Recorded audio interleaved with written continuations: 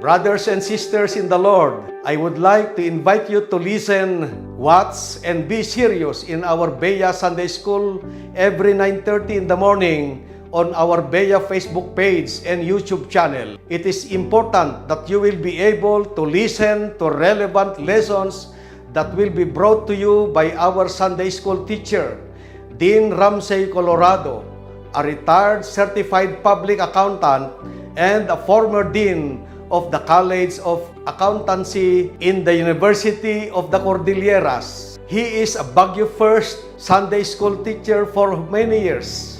Our Sunday School material is the NIV Standard Lesson Commentary from the U.S. The material was prepared by theologians and experts in the field of Christian theology. They carefully prepared the lessons and scrutinized its parts with the guidance of our Lord Jesus. Our Sunday School teacher makes sure that our lessons are in context and followed our doctrines. This is free and everyone can access it. This is for you and your local church use. Together, let us study and learn more about the good news of our Lord Jesus Christ.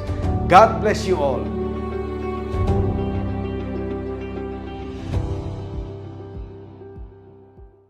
Good morning. Welcome to our Sunday School. December 31, 2023. The last day of the year 2023. Lesson number 5 of the second quarter. The faith of the wise man. Background scripture is from the Gospel of Matthew chapter 2. The Sunday School material that we are using, the Standard Lesson Commentary 2023-2024. Let's start with a prayer. Lord, we will be studying the story of the three wise men. Lord, we pray that you will be with us.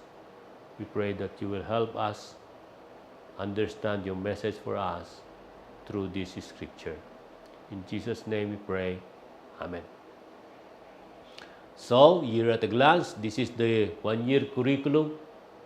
We are through with God's law is love. Today we are in the second quarter, faith that pleases God. It covers the months of December, January, and February. Third quarter, the theme, examining our faith. Fourth quarter, the theme will be hope in the Lord. The quarter is divided into 3 units. Unit 1, profiles in faith. And we are on the 5th lesson of Unit 1, the faith of the wise man. Unit 2, we will start next Sunday, learning about faith. And Unit 3, the righteous live by faith. Quarter at a glance, faith that pleases God. It says here, this quarter's lessons examine how individuals from Scripture live faithful lives that pleases God. Without faith, our attempts to please God will fall short. And in lesson 1, we look at the life of Ruth, the Moabite, one of the lineage of Jesus. In lesson 2, we look at the life of the shepherd David. And we also look at the life of Mary and Elizabeth. Now we go through the scripture in English and Filipino, and then later on we will come back and analyze this verse by verse. Matthew 12, 1-12. After Jesus was born in Bethlehem in Judea, during the time of King Herod, Magi from the east came to Jerusalem and asked, "Where is the one who has been born King of the Jews? We saw his star when it rose and have come to worship him." When King Herod heard this, he was disturbed, and all Jerusalem with him. When he had called together all the people's chief priests and the teachers of the law, he asked them where the Messiah was to be born. In Bethlehem in Judea, they replied, for this is what the prophets has written. But you, Bethlehem, in the land of Judah, are by no means least among the rulers of Judah. For out of you will come a ruler who will shepherd my people Israel. Then Herod called the Magi secretly and found out from them the exact time the star had appeared.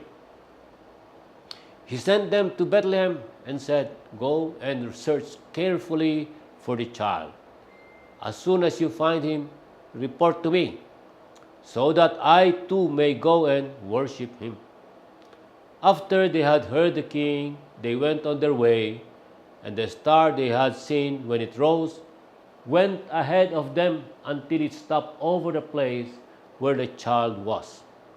When they saw the star, they were overjoyed. On coming to the house, they saw the child with his mother Mary, and they bowed down and worshipped him. Then they opened their treasures and presented him with gifts of gold, frankincense, and myrrh. And having been warned in a dream not to go back to Herod, they returned to their country by another route. Si Jesus ay pinanganak sa Bethlehem ng Judea noong kapanahunan ni Haring Herodes. Dumating naman sa Jerusalem ang ilang pantas mula sa silangan at nagtanong-tanong doon, nasan ang pinanganak na hari ng mga Hudyo? Nakita namin sa silangan ang kanyang tala at naparito kami upang sambahin siya. Nang mabalitaan ito ni Haring Herodes, siya ay naligalig, gayon din ang buong Jerusalem. Kaya tinipon niya ang lahat ng punong saserdote at mga eskriba sa Israel at itinanong sa kanila kung saan ipanganganak ang Mesiyas. Sa Bethlehem po ng Judea, tugon nila, ganito ang sinulat ng propeta, at ikaw, Bethlehem, sa lupain ng Huda, ay hindi nga huli sa mga pangunahing bayan ng Huda, sapagkat sa iyo lilitaw ang isang pinuno na mamamahala sa aking bayang Israel. Nang mabatid ito, lihim na ipinatawag ni Herodes ang mga pantas at ininanong kung kailan lumitaw ang tala. At pinalakad niya sila patungong Bethlehem matapos pagbilinan ng ganito. Mayo kayo at inyong hanaping mabuti ang sanggol. Kapag inyong natagpuan, ibalita agad ninyo sa akin upang ako may makasamba sa kanya. At lumakad na nga ang mga pantas. Muli silang pinangunahan ng talang nakita nila sa silangan hanggang sa sumapit ito sa tapat ng kinaruroonan ng bata. Gayon na lamang ang galak ng mga pantas nang makita ang tala. Pagpasok sa bahay, nakita nila ang bata sa piling ng kanyang inang si Maria. Lumapit sila at nagpatirapa at sinamba ang bata. Binuksan nila ang kanilang mga sidlan at inihandog sa kanya ang dala nilang ginto, kamanyang at mira. Nang sila'y pabalik na, sinabi sa kanila ng Diyos sa pamamagitan ng panaginip na huwag na silang babalik kay Herodes, kaya nag-ima na sila ng daan pauwi. The key verse is Matthew chapter 2, verse 2. Where is the one who has been born King of the Jews? We saw his star when it rose and have come to worship him. Yan. Ano ang mga dapat nating matutunan? Describe the historical setting of the encounter between Herod and the wise man. Ano ba? Ano ba yung kasaysayang nangyayari noong magtagpo itong si Herodes at itong mga pantas? Ano yung mahalagang kasaysayan na yun? Contrast God's guidance of the wise men on their mission with His guidance of Christian today. Paano tayo tinutulungan ng Diyos sa ngayon kumpara doon sa pagtulong ng Diyos doon sa mga pantas? Ito ay tungkol sa misyon. Ano ba yung misyon ng mga pantas noon at paano sila tinutulungan ng Diyos? Paano ginaguide ng Diyos? Ano ang misyon ng mga Kristiyano ngayon? At paano tayo ginaguide ng Diyos? Paano ang guidance na binibigay ng Diyos? Identify one area of ministry where God is leading him or her and discuss with the church leader the best way to follow that path faithfully. Bawat isa sa atin, tignan natin, ano ba ang ministry na binibigay sa atin ng Diyos. At i-discuss natin ito sa ating mga kasama, mga namumuno ng simbahan, at kung paano natin ito matutupad. Lesson outline. So, introduction, still seeking Jesus, yun yung story. Then, ano yung lesson context na kinapapalooban itong ating lesson. Verse 1 and 2, analysis, the new king is born. Analysis of verse 3 to 8, the old king is troubled. Analysis of verse 9 to 12, the child is worshipped. Conclusion, offer thy heart. Okay, so ito na yung kwento. Still seeking Jesus.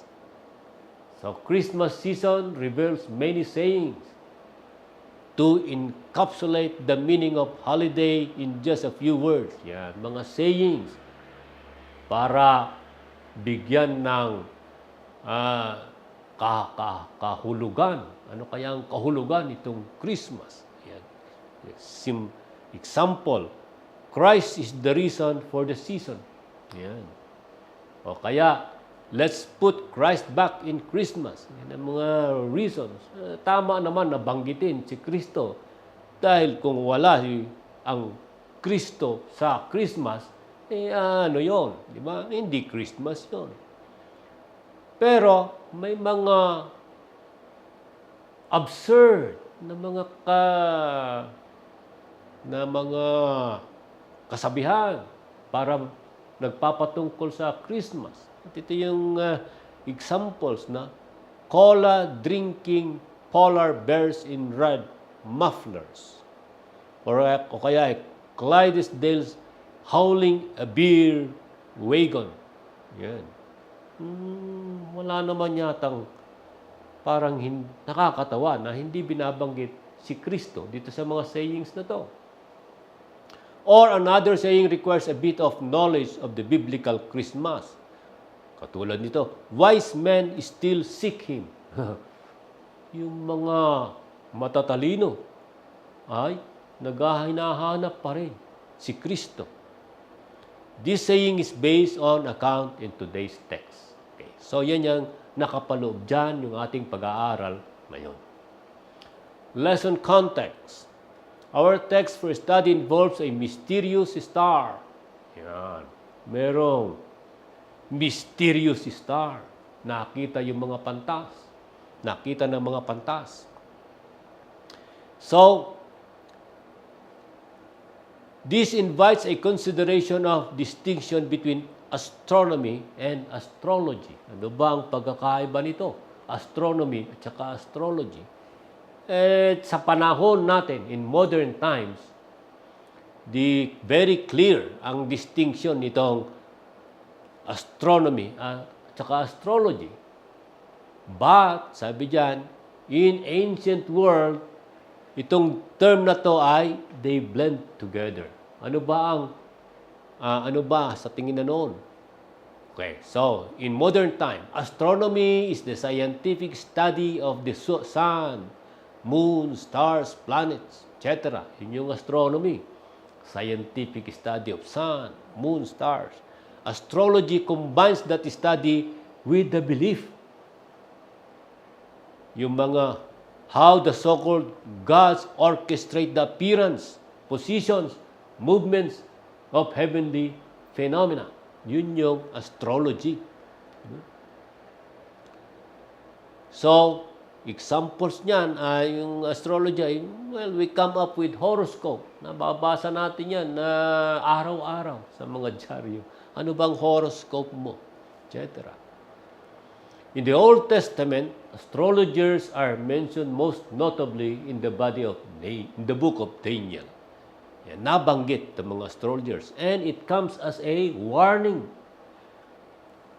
Because medyo mayroong kinalaman sa mga pagan occult practices.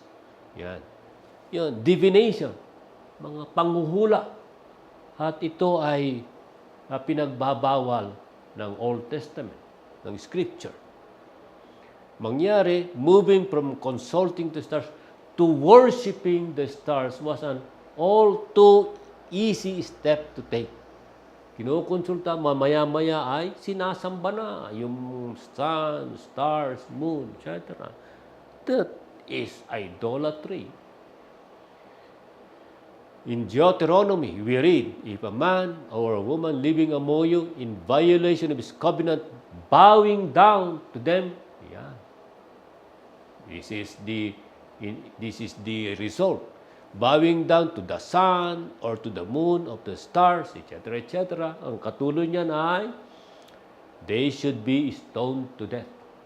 Ganyan ang warning at ganyan ang parusa ng mga idolaters.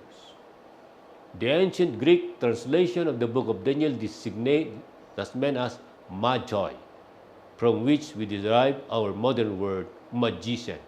Yun yung description. In Greek word, magi. Pero in our present time, magician. But word changed meaning over time. Mangyari, magi, hindi equivalent ng magician ngayon. Dahil ano ba yung magician ngayon? Magic. Mabilis ang kamay to entertain people. However, magi describes men of wisdom.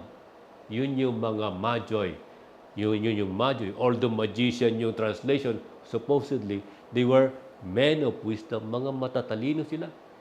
Mga astrologer scholars. Pinag-aaralan nila ang mga bituin, ang movement ng mga bituin. So, magi in English is magi.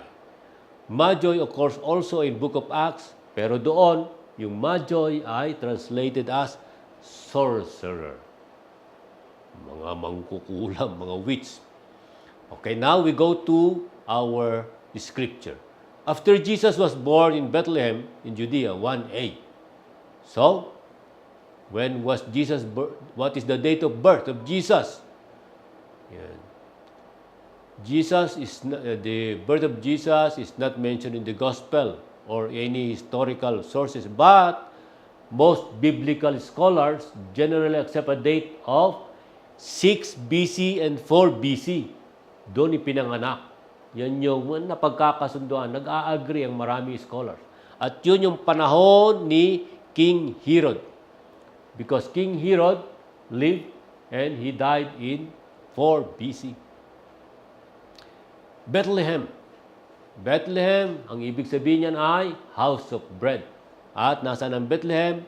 Nasa Judea, Bethlehem. Yan. Nasaan ang Judea in reference to Jerusalem? Ito ay southwest ng Jerusalem. So, kung nasa taas ang Jerusalem, nasa baba.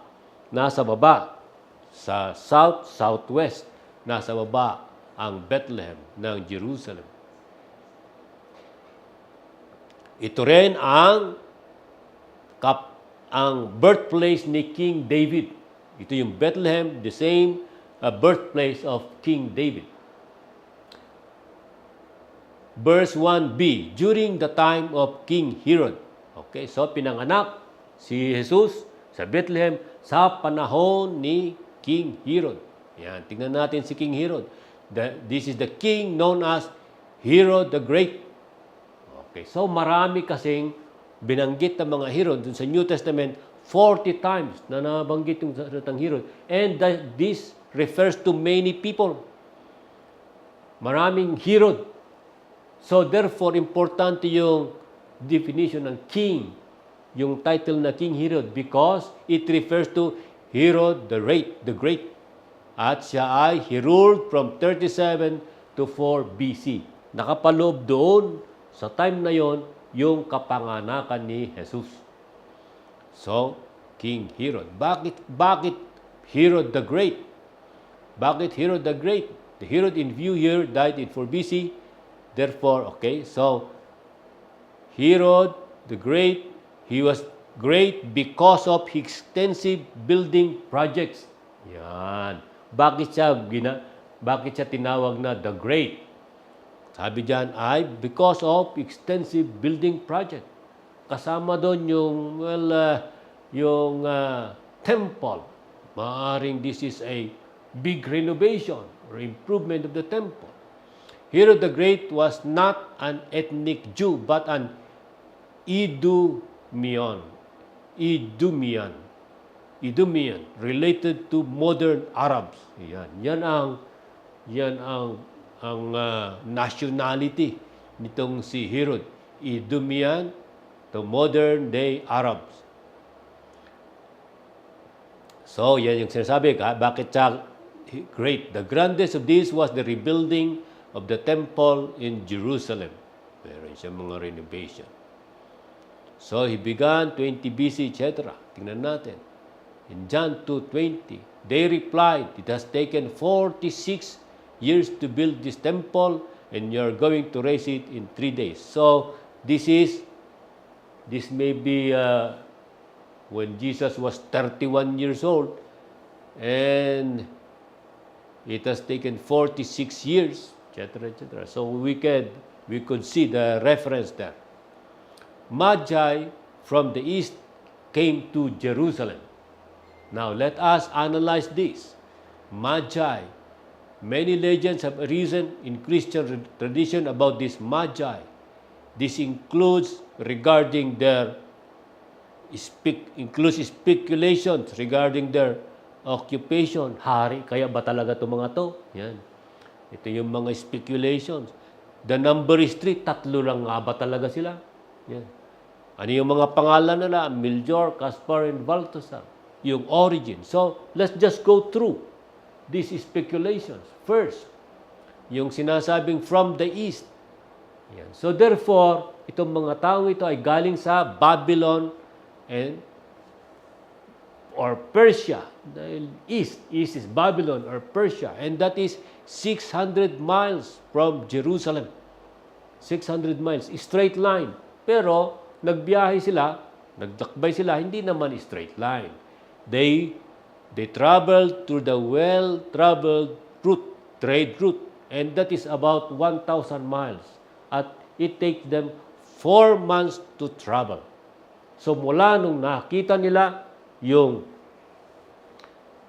tala at nakarating sila doon sa Jerusalem, doon sa Judea, that is roughly 4 months, more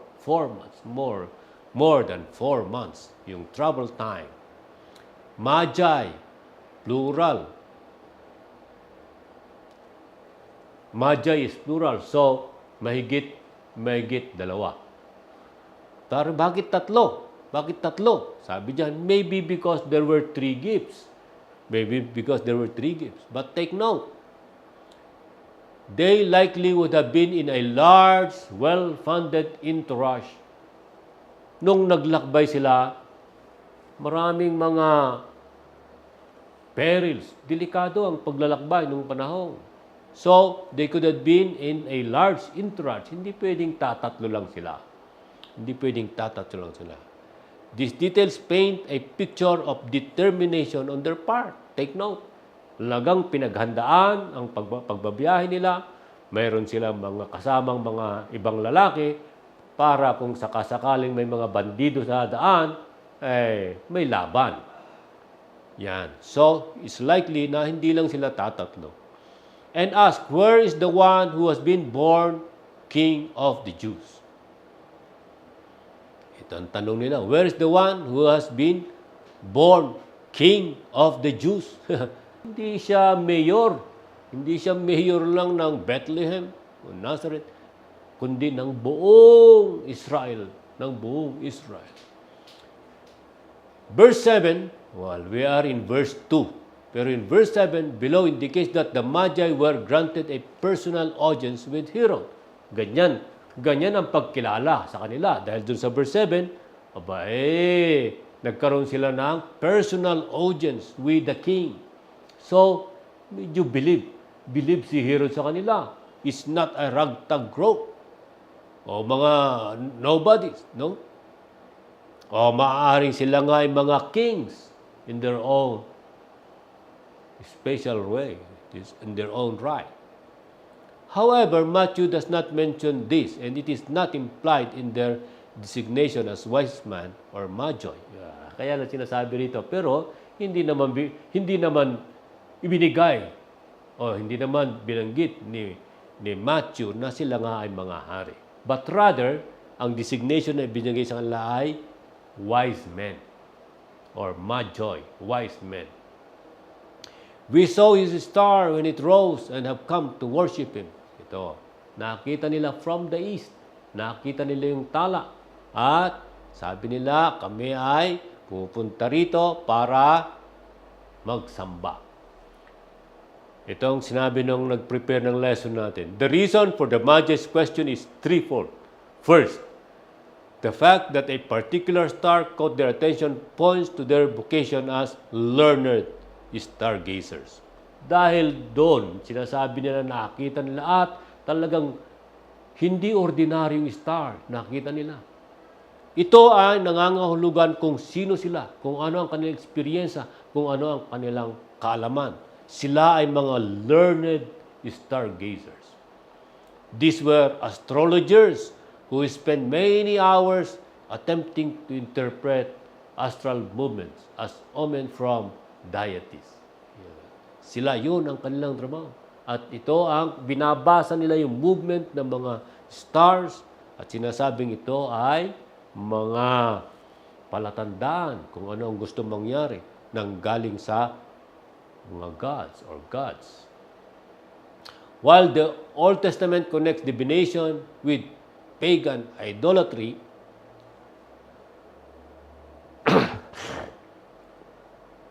we should not rule out God's use of specially prepared star to signal the birth of Jesus. Sinasabi, maraming mga scripture doon sa Old Testament na kinokonek sa divination, mga panguhula,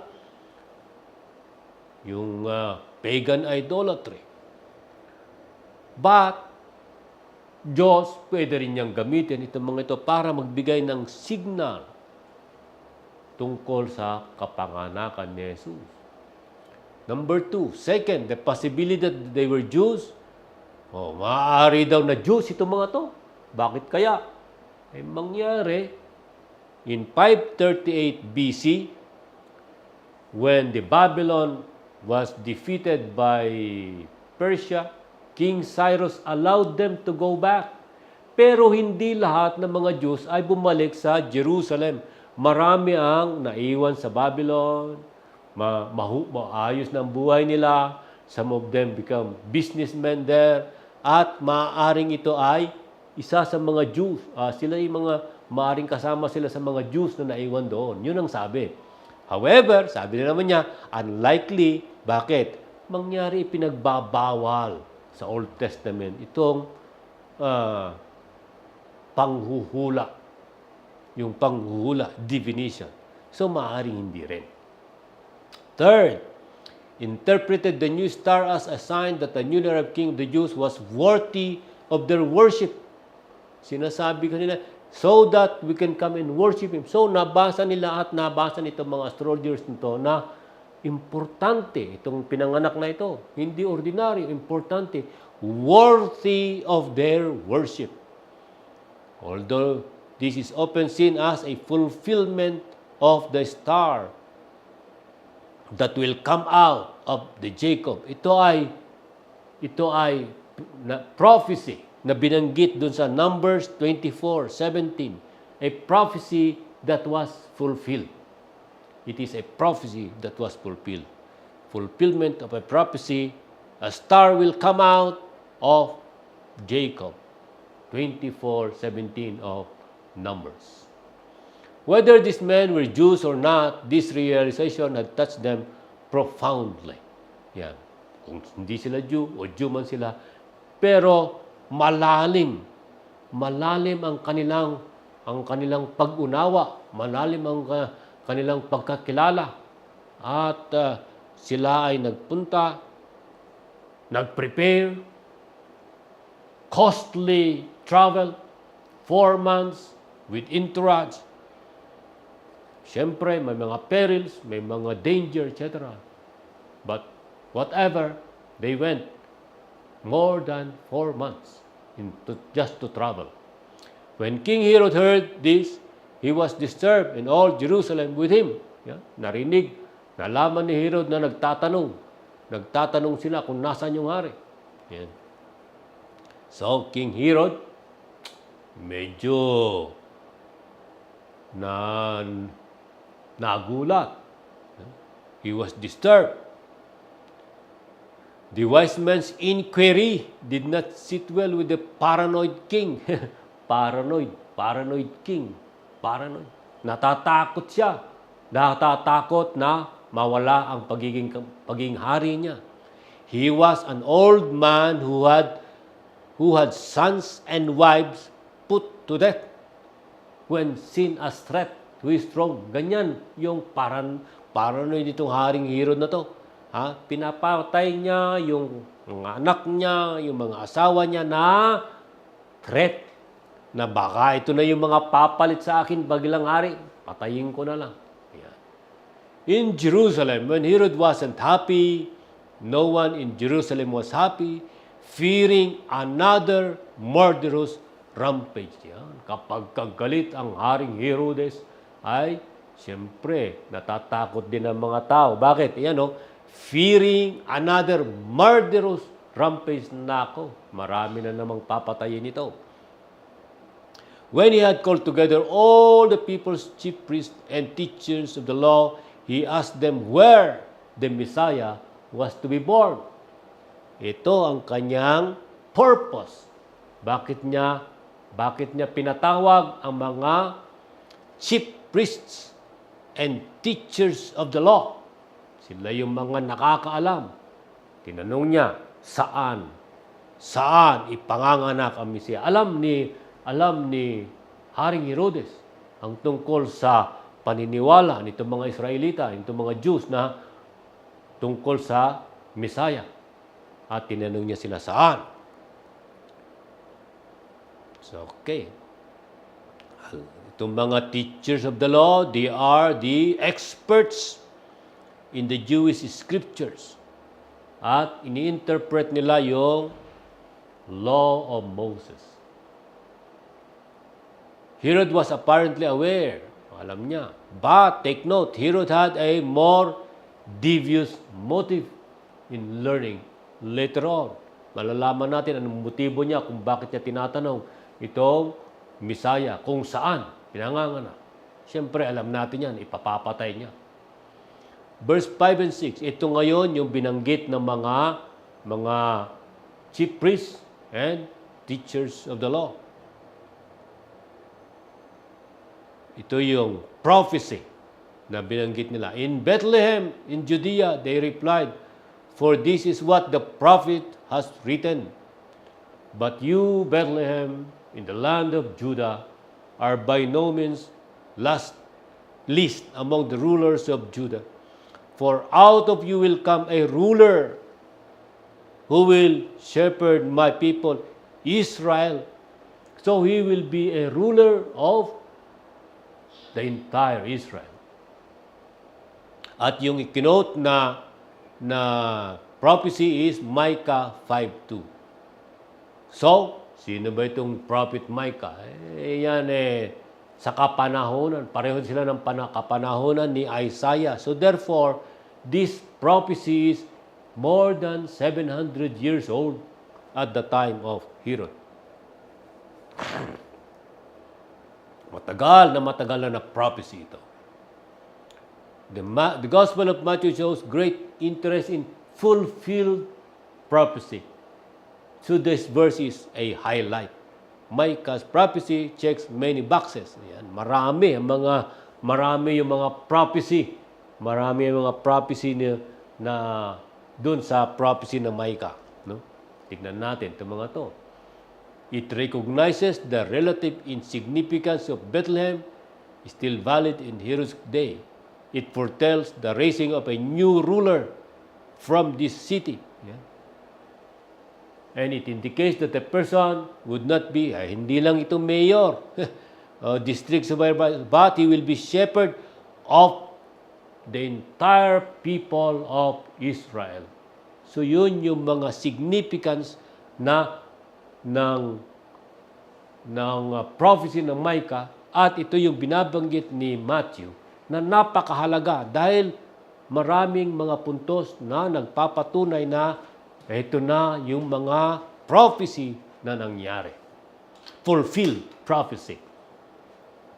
Then Herod called the Magi secretly and found out from them the exact time the star had appeared. Now, alam na ni King Herod kung saan, where.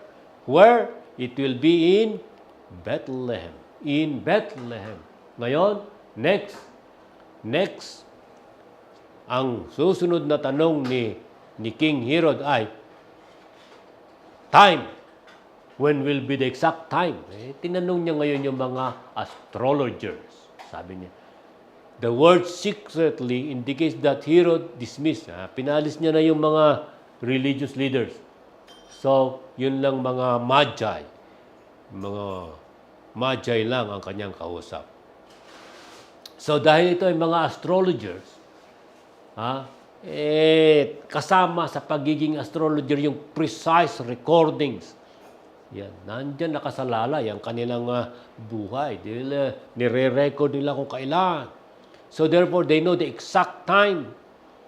They know the exact time the star had appeared. So alam na ni King Herod kung saan, alam niya na yung time, the period of time, kung saan. At mahalaga ito mamaya doon sa kanyang ipag-uutos kung papaano patayin itong susunod na king na ito. The wise man's response was important to determine the time for his murderous decision, which will be in Matthew chapter 2. Yan. In Matthew chapter 2, when Herod realized he had been outwitted the Magi, he was furious and gave orders to kill all the boys in Bethlehem 2 years old. So, yun na. Where? Bethlehem. When? Duration of time, 2 years old and under. He sent them to Bethlehem and said, go and search carefully for the child. As soon as you find him, report to me so that I too may go and worship him. Yan ang sabi niya. Para sambahin ko rin siya. Diba? So that is what is the real intent of Herod. Itong salita niya na to ay is a lie. It's a flat out lie. Because that is not really the expressed desire. There is no desire to worship. Verse 9 and 10. After they had heard the king, they went on their way, and the star they had seen when it rose went ahead of them. Ginaguide yung kanilang pupuntahan, ginaguide ng star. Until it stopped over the place where the child was. When they saw the star, they were overjoyed. Yan. So, as the wording indicates, the star moved in the same way as the pillar of fire guided the Hebrew people through the wilderness. In Exodus 13, the Hebrew people, nung nandun sila sa wilderness, they have a pillar of fire in the evening, a pillar of cloud during daytime to guide them. Pareho ito naman nito. Star naman ang nag-guide dun sa mga 3 wise men. Yan, nababasa natin yan in Exodus 13:20. The Lord went ahead of them, and by day and by night the pillar of fire is guiding them. On coming to the house, yan, nasa bahay na. In the Gospel of Luke, nasa manger pa lang. Pero ito, nung dumating sila, maayos na. It is in the house. They saw the child with his mother Mary, and they bowed down and worshiped him. Then they opened their treasures and presented him with gifts of gold, frankincense, and myrrh. Ito yung kanilang mga regalo. So, the location, nasa bahay na, as compared to the story of Luke, nandun pa lang sila sa manger. Malaki na dito. By this time, malaki na yung baby. They presented him the costly gifts fit for a king. Gold, a gift of gold. Okay, so sabi nung sumulat, more likely gold coins. Mangyari, kailangan nila ito. It will be a vital resource. Dahil nung tumakas sila papuntang Egypt, kailangan nila ng pera sa Egypt. At nung bumalik na sila doon, pumunta sila sa Nazareth, kailangan nila ng pera para sa kanilang buhay. Frankincense was considered the finest incense in the ancient world. The word comes from Old French, means pure incense. Yan. Frankincense pala, ang ibig sabihin ay pure incense. Made from the resin of the boswellia tree, imported from South Arabia and Africa. It was prized for its religious, ginagamit sa mga religious ceremony. This is a costly sacrificial offering. Myrrh, ito naman is the aromatic resin of the commiphora tree. It is an ingredient in perfume, used in anointing. Wow, used in anointing. And in preparing a body for burial. So, makikita natin na myrrh is one of the ingredient ginamit kay Jesus dun sa burial. Dala-dala ni Nicodemus. Nicodemus brought a mixture of myrrh and aloe. It is also a medicinal use. So maraming gamit. Bakit? Antiseptic para sa mga sugat at pwedeng pain reducer. Verse 12, and having been warned in a dream not to go back to Herod, they returned to their country by another route. So, isang panaginip, vision, ninarningan itong mga si Herod, yung mga magi. It also served as a warning for Mary and Joseph. So Mary, Joseph, and Magi, they were advised. They were advised of the intention of the king. Conclusion. A favorite Christmas carol of mine about the wise men is the 19th century composition, The Three Kings, by Peter Cornelius. True, it has many of the legendary aspects of their story in presuming that they were kings, that they came from Persia, etc. The lesson of the carol is still powerful, though, and speaks to us today as one stanza implores the audience to travel with the kings to Bethlehem and offer hearts to the infant King of Kings. Most of us don't have much gold to offer Jesus.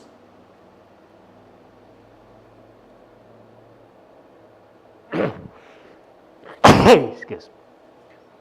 And if we have frankincense or myrrh, how would we offer those? But we can offer Him sincere hearts in worship. He is the Son of God, the true Messiah. At this time of year, when we remember and celebrate the birth of our Lord in Bethlehem, may we offer our most precious gifts, our heart. Wise men and women seek to worship King Jesus only and fully. Let's pray. Lord, help us to copy the story of the three magi, that we will also come and offer truly and fully our heart to the Lord Jesus Christ. Help us to identify our mission for this, for church work, for Christ's work, and help us so that we will be effective in the mission you are giving us. These things we pray in Jesus' name. Amen. The last slide, lesson number 6 of the second quarter, faith and righteousness. Magandang umaga po at pagpalain kayo ng Diyos.